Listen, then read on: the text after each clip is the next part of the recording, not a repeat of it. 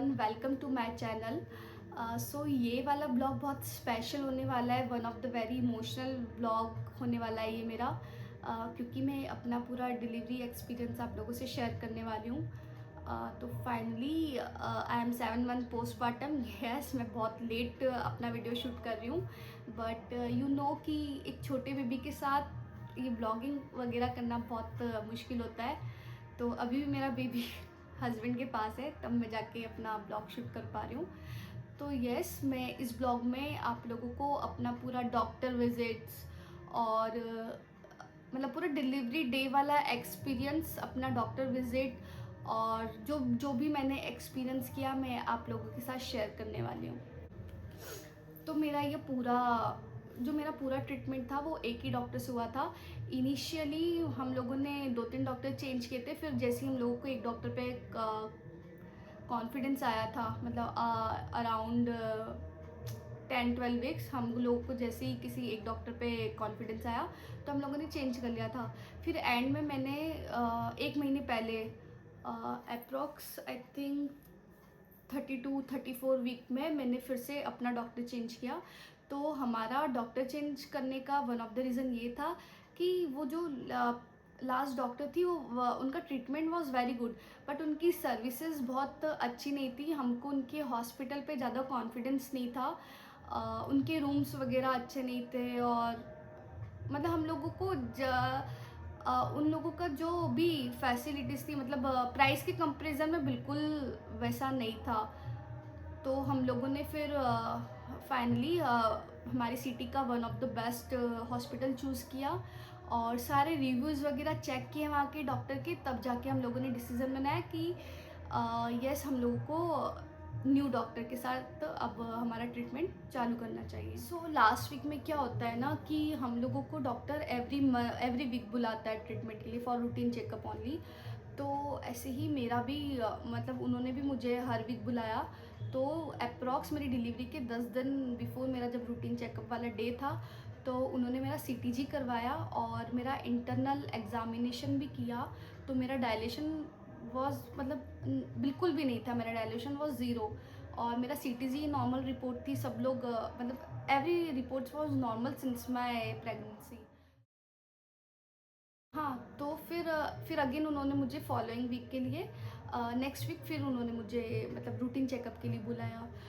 तो अप्रॉक्स मेरा routine checkup day शायद 3 जनवरी को था और माय डिलीवरी डेट वाज 5 जनवरी। तो 3 जनवरी को उन्होंने वापस मेरा सीटीजी किया। तो सीटीजी वाज नॉर्मल, अगेन मेरा डायलेशन वाज ज़ीरो। तो डॉक्टर ने मुझे मतलब हम लोगों को बोला कि आप आपकी ड्यू डेट के दिन आप एडमिट हो जाओ, क्योंकि आपका डायलेशन तो बिल्कुल ज़ीरो है। तो हम लोगों को प्रोसीजर स्टार्ट करनी पड़ेगी। वन ऑफ द रीज़न मतलब मेरा अभी तक मुझे डाउट है कि मे बी पॉसिबल कि हो सकता था कि मेरी नॉर्मल डिलीवरी हो जाती, बट डॉक्टर ने शायद मुझे जल्दी बुला दिया, क्योंकि बुला लिया।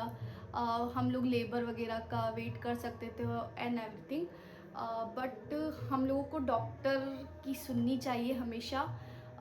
खुद डॉक्टर नहीं बनना चाहिए। तो जैसा डॉक्टर ने हमको सजेस्ट किया हम लोग 5 जनवरी को एडमिट हो गए। बट जब 3 जनवरी को हम लोग गए थे तो हम लोग घर आए। हम लोगों ने काफ़ी रिलेटिव वगैरह से डिस्कस किया, क्योंकि डॉक्टर ने मुझे इंडक्शन के लिए बोल दिया था। Induction is a kind of artificial pain देते हैं, आर्टिफिशियल लेबर होता है आपका। फिर उसमें 50-50 चांसेस होते हैं, या तो आपकी नॉर्मल डिलीवरी हो सकती है या तो फिर अगर डायलेशन नहीं हुआ अगेन तो फिर वो लोग सी सेक्शन कर देते हैं।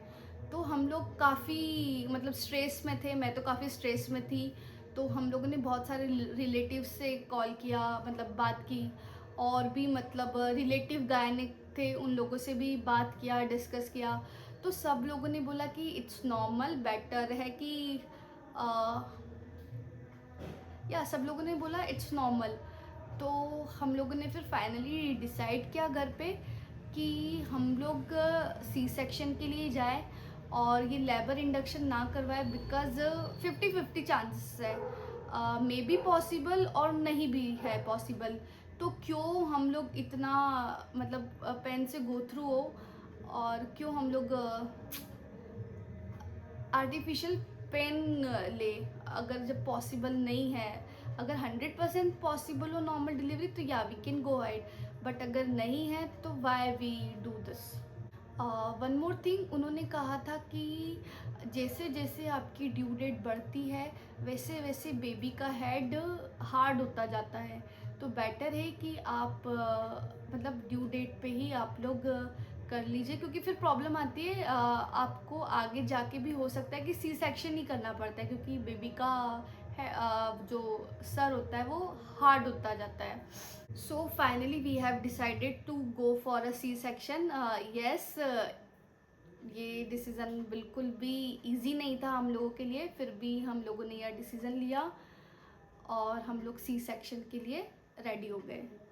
सो डिलीवरी के एक दिन के पहले मैं बहुत पैनिक कर गई थी, मुझे बहुत सारा एनजाइटी अटैक हो रहा था और मैं बहुत घबराई हुई थी कि नेक्स्ट डे क्या होने वाला है। हम लोगों का फुल्ली डिसीज़न बना नहीं था, हम अभी भी डॉक्टर के मतलब डॉक्टर के ऊपर ये थे कि इंडक्शन हो सकता है या नहीं हो सकता है। एक माइंड था हमारा कि हम सी सेक्शन करवाएंगे, और एक माइंड था कि लेट्स सी टुमारो कि क्या होता है। तो आई वॉज सो पैनिक, मुझे पता नहीं था कि इंडक्शन क्या होता है। मैंने उस दिन फर्स्ट टाइम ही सुना था इंडक्शन वर्ड, लेबर इंडक्शन। तो मैंने बहुत सारी वीडियोस वगैरह देख ली यूट्यूब वगैरह पे, मैं बहुत ज़्यादा स्ट्रेस में थी। बट फिर थोड़े टाइम बाद मैंने खुद को अपने आप को समझाया, सेल्फ मोटिवेट किया। मेरे हस्बैंड भी थे, मेरी फैमिली भी थी, उन्होंने मुझे मोटिवेट किया, बहुत सपोर्ट किया। फिर फाइनली मैंने अपने आप को मोटिवेट रखा, क्योंकि एनीवेज हम लोगों को उस चीज़ से गुजरना है, तो परेशान होने से कोई मतलब नहीं है। बेटर है कि आप स्ट्रॉन्ग बने और अपनी फैमिली को भी हिम्मत दें, क्योंकि सब लोग स्ट्रेस में होते हैं समवेयर, वो आपको शो नहीं करते हैं, बट वी नो कि अंदर ही अंदर वो लोग भी बहुत घबराए हुए होते हैं। तो फाइनली मैंने अपने आप को सेल्फ मोटिवेट रखा। एक दिन पहले मैंने सारी क्रेविंग्स जो भी मुझे खाना था, मुझे हलवा खाना था एक दिन पहले, मीठा में कुछ, तो मैंने हलवा बनवाया, पानी पूरी खाने गई, जो जो भी मेरी क्रेविंग्स थी वो सब मैंने एक दिन पहले कंप्लीट किया, क्योंकि मुझे पता था कि नेक्स्ट 3 मंथ तो मैं कुछ नहीं खा पाऊँगी। तो फाइनली मैंने अपने आप को ऐसे सेल्फ मोटिवेट रखा, और हम लोगों ने पंडित जी से मुहूर्त भी ले लिया था कि बेटर है कि सी सेक्शन अगर होना ही है तो हम लोग हमारे मुहूर्त में ही सी सेक्शन करवाएं। So finally the day has arrived. अब हम दोनों हॉस्पिटल जा रहे हैं for the planned hospitalization for our delivery. और हम लोग आज मतलब जितने भी स्पेशल मोमेंट्स है पूरी कोशिश करूँगा मैं कि मैं शूट करूँ जैसा जैसा मुझे टाइम मिलेगा। और अभी सुबह के 8 बज रहे हैं। अभी बहुत आज मतलब बहुत ज़्यादा ही ठंड है, बहुत ज़्यादा फॉग है, बहुत ज़्यादा कोल्ड है आज वेदर। तो हम लोग बस अब हॉस्पिटल के लिए निकल रहे हैं, पहुंचते ही हम आपको बताएंगे। सो 5 जनवरी को मेरे डिलीवरी डे वाले दिन हम लोग मॉर्निंग 8 बजे हॉस्पिटल के लिए निकले। मैंने सारे मतलब सब लोगों से फ़ोन पे बात किया, सारे बड़ों की ब्लेसिंग्स ली और मंदिर भी गई थी, मंदिर से आशीर्वाद लेके हम लोग फिर हॉस्पिटल के लिए गए। हाँ, मैंने ब्रेकफास्ट में पोहा भी खाया था। तो यस, हम लोग जैसे ही गए वैसे ही उन्होंने डॉक्टर्स ने मुझे इमरजेंसी वार्ड में डाला। मेरा अगेन सीटीजी हुआ और सारे ब्लड टेस्ट, सारे स्टार्टिंग से लेके लास्ट तक फिर से मेरे सारे ब्लड टेस्ट चेक हुए। हाँ, उसमें एक HIV एक्स्ट्रा था जो कि पहले नहीं हुआ था, बट उस दिन यस HIV टेस्ट भी किया और उन्होंने मुझे एनीमा भी लगाया। और नहीं, उधर आ भी जाएगा।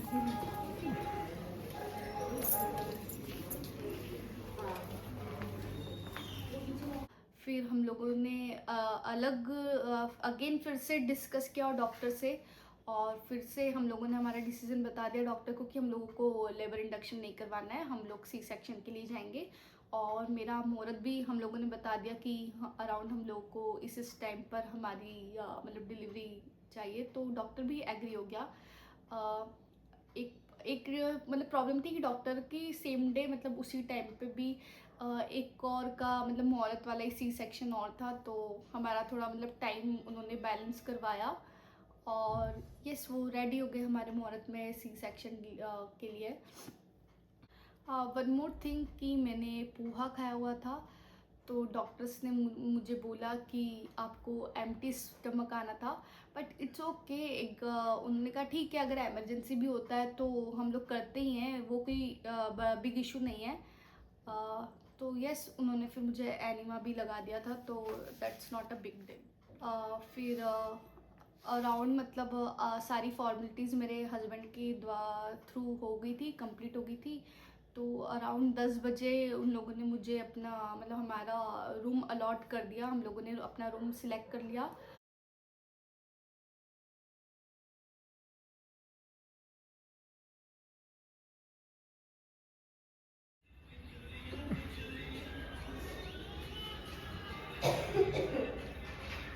Are you excited?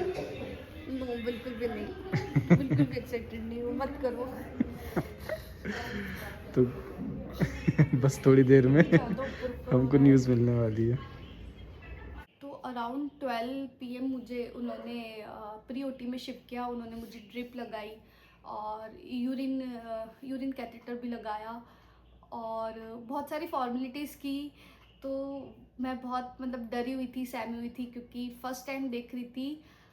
टचवुड मतलब नॉर्मल फीवर वगैरह आया, कभी ये वाला एक्सपीरियंस मैंने अपनी लाइफ में किया नहीं था, तो I was so panic. But somewhere मैंने अपने आप को मतलब कॉन्फिडेंस भी रखा हुआ था। तो प्री ओटी में मेरे हस्बैंड मेरे साथ थे और मेरी फैमिली आउटसाइड मेरा वेट कर रही थी।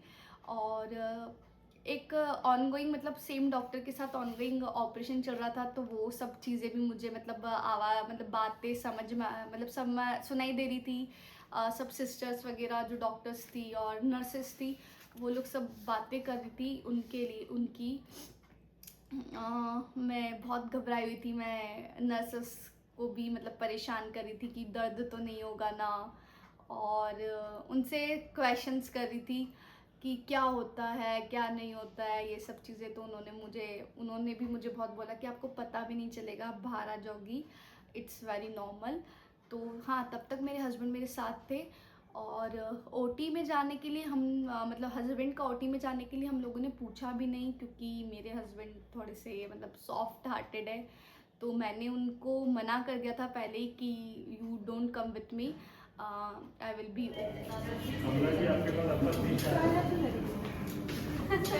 ये पेशेंट ही ले जा रहे हैं ना, हम किसी अकेले थोड़ी जा रहे हैं। जी मैम, लिया ही उनको ओटी में फ्री और फाइनली मुझे ओटी में ले जाया गया अराउंड 1 PM। तो सबसे पहले उन्होंने मुझे एनेस्थीसिया दिया, मुझे ऑक्सीजन मास्क भी लगाया, और कंटिन्यूस मेरी हार्ट रेट मॉनिटर हो रही थी, वो जो मशीन थी, आई डोंट नो क्या बोलते हैं उसको। और हाँ, मेरे हैंड भी मतलब सिक्योर थे, लाइक उन्होंने मुझे बांध रखा था और सामने कुछ रखा था ताकि मैं सारी प्रोसीजर देख ना पाऊँ।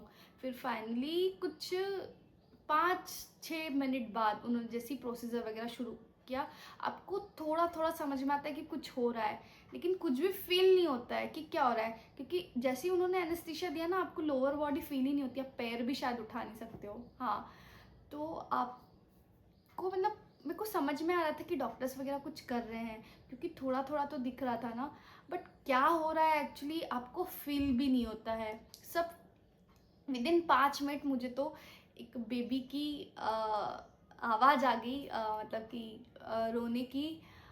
और आई वॉज सो हैप्पी, मैं थोड़ा इमोशनल हो गई, बहुत ज़्यादा इमोशनल हो गई।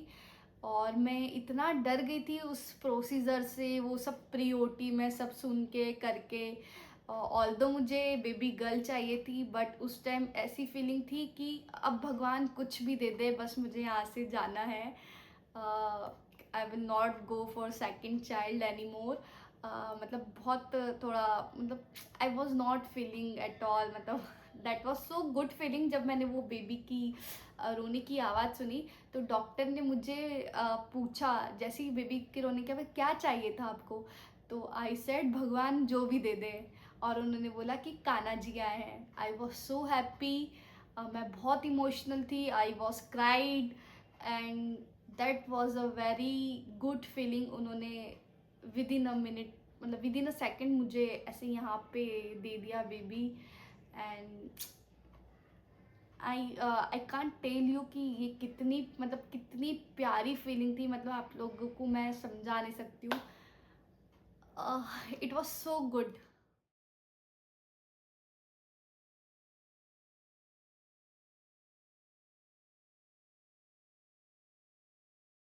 सो आई हैव नॉट शेयर्ड, जैसे ही हम लोग मतलब मैं जैसे ही मैं ओटी में गई थी, it was so chilled. OT was so chilled like अ कश्मीर। और हनुमान जी का बैकग्राउंड में एक साउंड भी बज रहा था। आई डोंट नो सुंदरकांड था कि क्या, बट कुछ समथिंग हनुमान जी का बज रहा था। तो डिलीवरी तो विद इन मतलब 5 मिनट्स के अंदर हो गई, लेकिन उसका जो आफ्टर प्रोसीजर था वो बहुत लंबा चला, स्टिचिंग वगैरह जो भी वो लोग कर रहे थे। तो यस, वो लोग फिर बेबी को यहाँ पे दिया, उसके बाद वो बेबी को कपड़े वगैरह पहनाने लगे। मुझे ऐसे दूर से दिखाई दे रहा था कि यस कुछ वो लोग कुछ कर रहे हैं बेबी के साथ। ही वॉज सो एक्टिव, बहुत हाथ पैर चला रहा था और बहुत मतलब उसको कैप, या ही वॉज सो एक्टिव। वो बहुत हाथ पैर वगैरह चलाता है ना। आई वॉज सो हैप्पी उसको देख के। और वो जब सब प्रोसीजर बहुत लंबी चली, वो कब ख़त्म हो गई मुझे पता ही नहीं चला, क्योंकि I was in another mode now. तो वन मोर थिंग कि जब ये जब प्रोसीजर चल रही थी ना, तो मुझे एकदम से नोज़िया अटैक भी आया। मतलब मुझे बहुत ज़्यादा वॉमिटिंग सेंसेशन होने लगा। आई एम थिंकिंग कि व्हाट हैपनिंग टू मी, मतलब बेबी वगैरह सब हो गया है, सब हो गया है। अब ये क्या हो रहा है। और ये मतलब इतना ज़्यादा एक्सट्रीम था वो नोशिया, मतलब कि आई कांट एक्सप्लेन। मेरे को ऐसा लगा कि आई वॉज गॉन। वो फीलिंग बहुत ही ट्रॉमेटिक थी, मुझे समझ नहीं आया। और मैंने एकदम से पैनिक किया, और मेरे पास जो भी नर्स थी मैंने उनको बोला मुझे बिल्कुल अच्छा नहीं लग रहा है, मुझे चक्कर आ रहा है, मुझे उल्टी आ रही है। मैंने डॉक्टर को बोला, नर्स को बोला। विद इन अ मिनट उन्होंने कुछ जो मेरा जो भी ड्रिप लगी हुई थी उसमें वो डाला, कोई कोई मेडिसिन डाली, और कुछ सेकंड्स में ही मैं ठीक हो गई। फिर then again I was normal, और सारी प्रोसीजर हो गई जो कि आधा घंटा चली। डिलीवरी 5 मिनट में हो गई, जो प्रोसीजर थी वो ऑलमोस्ट आधा एक घंटा में हो गई थी। मतलब आधा एक घंटा नहीं, ऑलमोस्ट 45 मिनट बाद मैं फिर बाहर गई। तो जो अधि हुआ वो मतलब अराउंड 1:05 पे हुआ। मैं 1 बजे ओटी में गई थी, अधि 1:05 या 6 मिनट पे हुआ है। और जब मैं बाहर आई तो वो जब टाइम था वो 2 बजे था। तो तब तक मेरी फैमिली वाले बहुत पैनिक कर गए थे कि क्या हो रहा है। इतना टाइम तो लगता नहीं है, बट क्यों इतना टाइम लग रहा है। 2 बजे तक उन्होंने वेट किया। फाइनली मुझे पोस्ट ओटी में शिफ्ट कर दिया विथ माई बेबी। तो जब पोस्ट ओटी में पूरे टाइम मेरी हार्ट रेट और ये सब मॉनिटर हो रहा था, बेबी भी बिल्कुल मतलब पूरे टाइम उसकी एक्टिविटीज़ वगैरह मॉनिटर हो रही थी।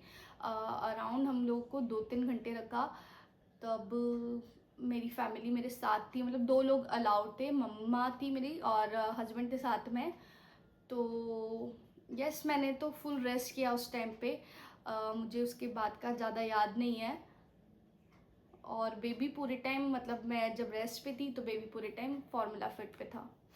तो पोस्ट ओटी में मुझे कुछ चीज़ें बताई। उन्होंने मुझे बोला कि आपको लिक्विड डाइट पे ही रहना पड़ेगा आज के लिए।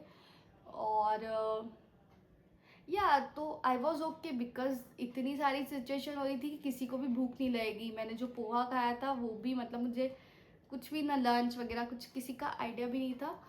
तो यस, और एक और चीज़ उन्होंने मुझे बोली थी कि आप अब पीलो यूज़ नहीं कर सकते हैं, क्योंकि आई डोंट नो, उन लोगों ने बोला था कि अगर आप पीलो यूज़ करते हैं तो हम लोगों के जो पास्ट पेशेंट हैं उनको 6-6 महीने तक की भी हेडेक की मतलब वो होती है, हेडेक हो जाता है। So from post OT after 2 hours हम लोगों को फाइनली अराउंड 4 PM शिफ्ट कर दिया हमारे रूम में विथ माई बेबी। और उस रात को मैंने फिर ब्लैक टी पी, ऑल्दो मुझे नीड नहीं थी, कोई भूख नहीं थी, मैंने फुल रेस्ट किया है। My baby was on formula fit, तो मुझे ज़्यादा याद नहीं है कि क्या हो रहा था। यस, और सेकेंड डे से फिर आई वॉज नॉर्मल। स्टिचेस वगैरह में मुझे दर्द नहीं होता था क्योंकि आई वॉज एन मतलब ड्रिप वगैरह लगी हुई थी, वो पेन किलर वगैरह देते हैं। तो वो जो मेरा जो पेन किलर था वो मुझे ना हर 8 घंटे में लग रहा था। तो क्या हो रहा था ना कि हर 8 घंटे में लग रहा था। मैं I am talking about next day, मतलब सेकेंड डे की बात कर रही हूँ।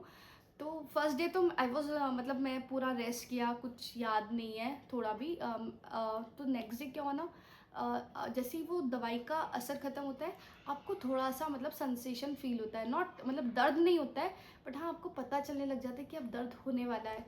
तो मैं नर्स को बुला लेती थी और वो मुझे फिर अगेन वो जो भी पेन किलर होती थी वो देना शुरू कर देती थी।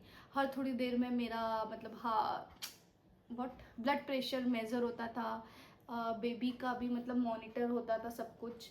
और या वो लोग कंटिन्यूसली बोलते थे कि मतलब या वो हम लोगों को पूरा मतलब उन्होंने ऑनलाइन मतलब पूरा मॉनिटर किया हुआ था।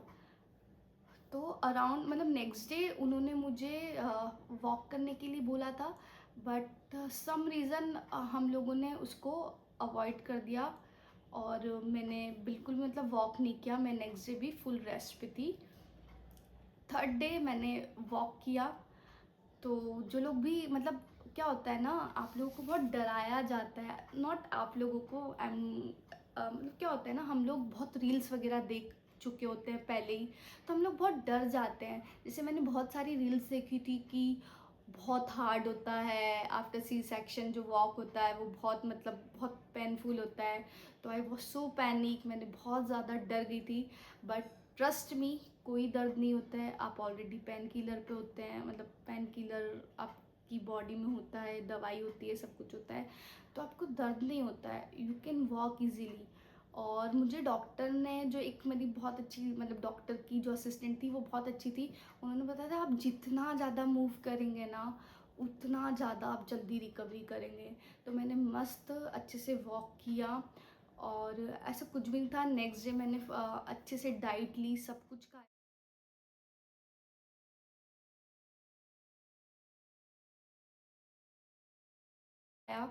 घर पे आने के बाद इन्होंने जापा फूड ज़रूर शुरू कर दिया था, बट वहाँ पे मुझे मतलब सेकंड डे मस्त मतलब अच्छा खाना था, नॉट लाइक जापा फूड। तो मेरा कंसर्न यही है कि अगर आप सब कुछ खाएंगे ना तो you will be healthy. But जो जापा फूड होता है that was so I don't know, but yes मैंने 1 महीने तक वो खाया। मैंने सिर्फ दलिया खाया और हाँ मैंने रोटी भी खाई है, बट पालक की सब्ज़ी से, मूंग दाल से। बट मैंने सुना है कि कुछ लोग 10 दिन तक तो मतलब बिल्कुल नहीं खाते हैं, सिर्फ दलिया पे रहते हैं। तो इट वाज सो मतलब सो हॉरिबल, क्योंकि आपको बहुत नीड होती है, आप ब्रेस्ट फीड पे होते हैं तो आपको बहुत नीड होती है। इवन आपका जो पोस्टमार्टम पीरियड होता है बहुत इमोशनल होता है, आप रात रात भर जगते हैं, आपका बेबी रोता है, तो आपको मतलब बहुत एनर्जी की बहुत ज़रूरत होती है। और क्या होता है ना कि जो भी आपके हेल्पर्स होते हैं आपको 8-9 बजे खाना दे देंगे, then they gone, right. But आप तो रात भर जगने वाले हो, आप लोगों को भूख लगेगी, प्यास लगेगी। तो मैं अपने साथ एक दूध का बड़ा सा मग रखती थी, वो मैंने पिया है अपने फुल पोस्टमार्टम में। आई एम टॉकिंग अबाउट मैं 1.25 महीना। और मैं मखाना खाती थी रात को, अगर मुझे भूख लगती थी तो मैंने मखाने का डब्बा भरवा के रखा था अपने पास। यस, तो जो पोस्टमार्टम डाइट होती है वो भी बहुत इम्पॉर्टेंट होती है। तो I will share my new video about my postpartum again. So yeah, tell me about on comments कि आपको मेरा ये वीडियो कैसे लगा, और अगर आप लोगों को मेरा ये वीडियो अच्छा लगा हो तो प्लीज़ इसको सब्सक्राइब करिएगा मेरे चैनल को, और लाइक करिएगा और कमेंट करिएगा। Thank you. Happy birthday to you. Happy birthday